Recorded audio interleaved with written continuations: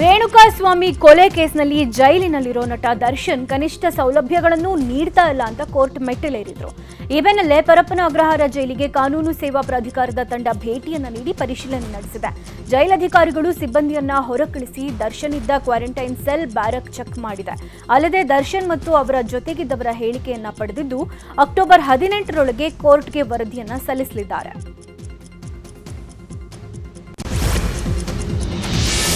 ಬೆಳಗಾವಿಯಲ್ಲಿ ಮತ್ತೆ ಎಂಇಎಸ್ ಪುಂಡಾಟ ಶುರುವಾಗಿದೆ. ಬೆಳಗಾವಿಯಲ್ಲಿ ಕರ್ವೆ ನಾರಾಯಣಗೌಡ ನೇತೃತ್ವದಲ್ಲಿ ಕನ್ನಡ ದೀಕ್ಷೆಯನ್ನ ನಡೆಸಲಾಗಿತ್ತು. ಇದಕ್ಕೆ ವಿರೋಧ ವ್ಯಕ್ತಪಡಿಸಿರುವ ಎಂಇಎಸ್ ಮುಖಂಡ ಶುಭಂ ಶೆಳಕೆ ಕೆಂಪು ಹಳದಿ ಬಣ್ಣದ ರೋಗ ಇದು, ಈ ರೋಗದ ಕ್ರಿಮಿ ಬೆಳಗಾವಿಗೆ ಬಂದಿದ್ದ ಎಂದು ನಾಲಿಗೆ ಹರಿಬಿಟ್ಟಿದ್ದಾನೆ.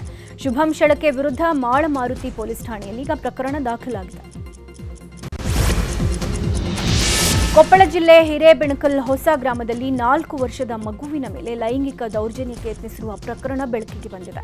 ಭಾನುವಾರ ಸಂಜೆ ಬಾಲಕಿ ಮೇಲೆ 15 ವರ್ಷದ ಬಾಲಕ ಲೈಂಗಿಕ ದೌರ್ಜನ್ಯಕ್ಕೆ ಯತ್ನಿಸಿದ್ದಾನೆ. ಇಟ್ಟಂಗಿಪಟ್ಟಿಯಲ್ಲಿ ಕೆಲಸ ಮಾಡ್ತಾ ಇದ್ದ ಅಪ್ರಾಪ್ತ ಶೌಚಾಲಯಕ್ಕೆ ಕರೆದುಕೊಂಡು ಹೋಗಿ ಅತ್ಯಾಚಾರಕ್ಕೆ ಯತ್ನಿಸಿದ್ದಾನೆ. ಅಪ್ರಾಪ್ತನ ಮೇಲೆ 200ಕ್ಕೂ ಹೆಚ್ಚು ಜನರು ಮುತ್ತಿಗೆ ಹಾಕಿದ್ರು. ಸ್ಥಳಕ್ಕೆ ಪೊಲೀಸರು ದೌಡಾಯಿಸಿ ಮೂವರನ್ನು ಬಂಧಿಸಿದ್ದಾರೆ.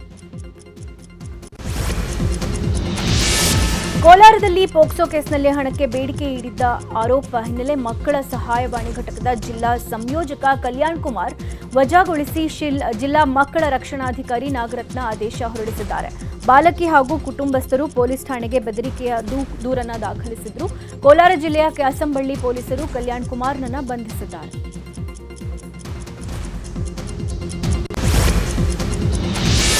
ಕೊಪ್ಪಳ ಜಿಲ್ಲೆ ಕುಕ್ಕನೂರಿನಲ್ಲಿ ದಲಿತ ಯುವಕನ ಮೇಲೆ ಪಿಎಸ್ಐ ಗುರುರಾಜು ಗಾಳೆಪ್ಪ ಹಿರೇಮನೆ ಹಲ್ಲೆ ಮಾಡಿದ್ದಾರೆ.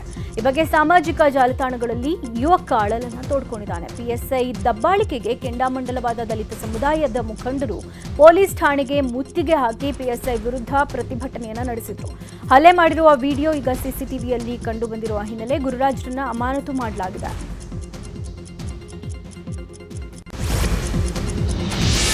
ಪ್ರೀತಿಸಿ ಮದುವೆಯಾದ ನವದಂಪತಿಗೆ ಯುವತಿಯ ಮನೆಯವರು ಕಿರುಕುಳವನ್ನ ನೀಡಿದ್ದಾರೆ. ಹೀಗಾಗಿ ನಮಗೆ ಸೂಕ್ತ ರಕ್ಷಣೆ ನೀಡಬೇಕು ಅಂತ ಚಿತ್ರದುರ್ಗ ಎಸ್ಪಿ ಕಚೇರಿಗೆ ದೂರನ್ನ ನೀಡಲಾಗಿದೆ.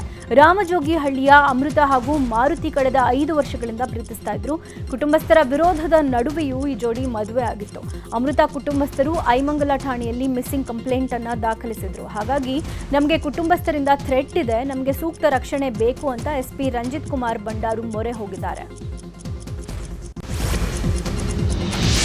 ಮಲೆಮಹದೇಶ್ವರ ವನ್ಯಧಾಮದಲ್ಲಿ ಹುಲಿ ಹತ್ಯೆ ಪ್ರಕರಣದಲ್ಲಿ ಹಸುವಿನ ಮಾಲೀಕ ಚಂದು ಕೊನೆಗೂ ಸಿಕ್ಕಿಬಿದ್ದಿದ್ದಾನೆ. ಹುಲಿ ಹಸುವನ್ನ ಕೊಂದಿದ್ದಕ್ಕಾಗಿ ಪ್ರತೀಕಾರವಾಗಿ ಹುಲಿಗೆ ವಿಷಪ್ರಾಶನ ಮಾಡಲಾಗಿತ್ತು. ಈ ಪ್ರಕರಣ ಸಂಬಂಧ ಪಚ್ಚಮಲ್ಲು, ಗಣೇಶ ಶಂಪು ಹಾಗೂ ಸಿದ್ದು ಎಂಬುವರನ್ನ ಬಂಧಿಸಲಾಗಿದ್ದು ಬಂಧಿತರ ಸಂಖ್ಯೆ ಈಗ 5ಕ್ಕೆ ಏರಿದೆ. ಚಂದು, ಅಭಿಷೇಕ್ ಎಂಬ ಆರೋಪಿಗಳನ್ನು ಕರೆತಂದು ಸ್ಥಳ ಮಹಜರು ನಡೆಸಲಾಗಿತ್ತು. ಈ ಪ್ರಕರಣದ ಮತ್ತೊಬ್ಬ ಆರೋಪಿ ಗೋವಿಂದನ ಪತ್ತೆಗಾಗಿ ಈಗ ಬಲೆ ಬೀಸಲಾಗಿದೆ. ಬೆಂಗಳೂರಿನ ಎಚ್ಎಸ್ಆರ್ ಲೇಔಟ್ನ ಅಗರದಲ್ಲಿರುವ ಎಸ್ಸಿ ಬಾಲಕರ ಹಾಸ್ಟೆಲ್ ವಿದ್ಯಾರ್ಥಿಗಳು ದಿಢೀರಂತ ಪ್ರತಿಭಟನೆಯನ್ನ ನಡೆಸಿದ್ದಾರೆ.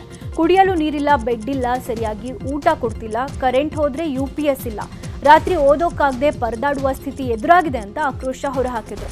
ಹಾಸ್ಟೆಲ್ನಲ್ಲಿ ಕನಿಷ್ಠ ಸೌಲಭ್ಯ ಕೂಡ ಇಲ್ಲ ಅಂತ ವಿದ್ಯಾರ್ಥಿಗಳು ಆಗ್ರಹಿಸಿದ್ದಾರೆ. ಸುಪ್ರೀಂ ಕೋರ್ಟ್ ಮುಖ್ಯ ನ್ಯಾಯಮೂರ್ತಿ ಬಿಆರ್ ಗವಾಯಿ ಮೇಲೆ ಶೂ ಎಸೆತ ಘಟನೆಗೆ ಸಂಬಂಧಪಟ್ಟಂತೆ ಅವಿರೋಧವನ್ನ ವ್ಯಕ್ತಪಡಿಸಿ ಅಕ್ಟೋಬರ್ 17ರಂದು ಕೋಲಾರ ಜಿಲ್ಲಾ ಬಂದ್ಗೆ ಕರೆ ನೀಡಲಾಗಿದೆ. ಜಿಲ್ಲೆಯ ಜನಪರ ಮತ್ತು ಪ್ರಗತಿಪರ ಸಂಘಟನೆಗಳ ಒಕ್ಕೂಟದಿಂದ ಬಂದ್ಗೆ ಕರೆ ನೀಡಲಾಗಿದೆ. 40ಕ್ಕೂ ಹೆಚ್ಚು ಸಂಘಟನೆಗಳಲ್ಲಿ ಬೆಂಬಲ ಸೂಚಿಸಿದೆ.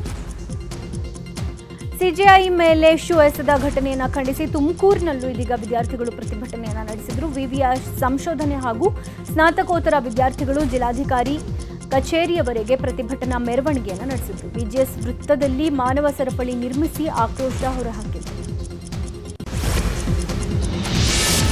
ಇಂದಿನಿಂದ ಭಾರತೀಯ ಅಂಚೆ ಇಲಾಖೆಯ ಅಮೆರಿಕಕ್ಕೆ ಎಲ್ಲ ರೀತಿಯ ಅಂಚೆ ಸೇವೆಗಳನ್ನು ಪುನರಾರಂಭಿಸಲು ನಿರ್ಧರಿಸಿದೆ. ಅಮೆರಿಕದ ಹೊಸ ಕಸ್ಟಮ್ಸ್ ನಿಯಮಗಳ ಅಡಿಯಲ್ಲಿ ಈ ಸೇವೆಗಳು ಮತ್ತೆ ಆರಂಭವಾಗ್ತಾ ಇವೆ. ಭಾರತದಿಂದ ಅಮೆರಿಕಕ್ಕೆ ಕಳುಹಿಸುವ ಅಂಚೆ ಸರಕುಗಳ ಮೇಲೆ ಘೋಷಿತ ಮೌಲ್ಯದ ಮೇಲೆ 50% ಕಸ್ಟಮ್ಸ್ ಸುಂಕ ಅನ್ವಯವಾಗಲಿದೆ. ಈ ಕ್ರಮವು ರಫ್ತುದಾರರು ಮತ್ತು ಸಣ್ಣ ಹಾಗೂ ಮಧ್ಯಮ ಉದ್ಯಮಗಳಿಗೆ ಹೆಚ್ಚು ಸಹಕಾರಿಯಾಗಲಿದೆ ಎಂದು ಅಂಚೆ ಇಲಾಖೆ ತಿಳಿಸಿದೆ.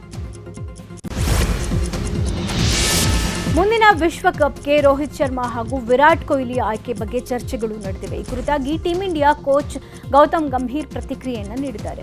ಖಂಡಿತವಾಗಿಯೂ ಅವರಿಬ್ಬರು ಗುಣಮಟ್ಟದ ಆಟಗಾರರು. ಆಸ್ಟ್ರೇಲಿಯಾ ವಿರುದ್ಧದ ಸರಣಿಯನ್ನ ಇಬ್ಬರು ಉತ್ತಮವಾಗಿ ಬಳಸಿಕೊಳ್ಳಲಿದ್ದಾರೆ ಎನ್ನುವ ವಿಶ್ವಾಸ ಇದೆ. 2027ರ ಏಕದಿನ ವಿಶ್ವಕಪ್ಗೆ ಇನ್ನೂ 2.5 ವರ್ಷ ಸಮಯ ಇದೆ ಅಂತ ಹೇಳಿದರು. ಈ ಮೂಲಕ ಮುಂಬರುವ ಸರಣಿಗೆ ಆಯ್ಕೆ ಆಗಬೇಕಿದೆ. ಲಯ ಹಾಗೂ ಫಿಟ್ನೆಸ್ ಕಾಪಾಡಿಕೊಳ್ಳೋದು ತುಂಬಾ ಮುಖ್ಯ ಅನ್ನೋ ಸಂದೇಶವನ್ನು ರವಾನಿಸಿದ್ದಾರೆ.